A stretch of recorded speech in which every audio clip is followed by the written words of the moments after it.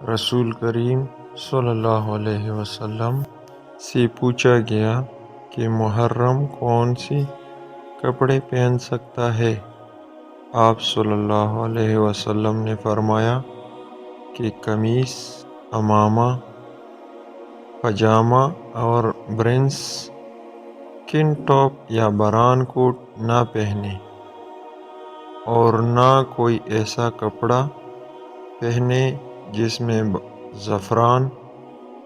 یا ورس لگی ہو،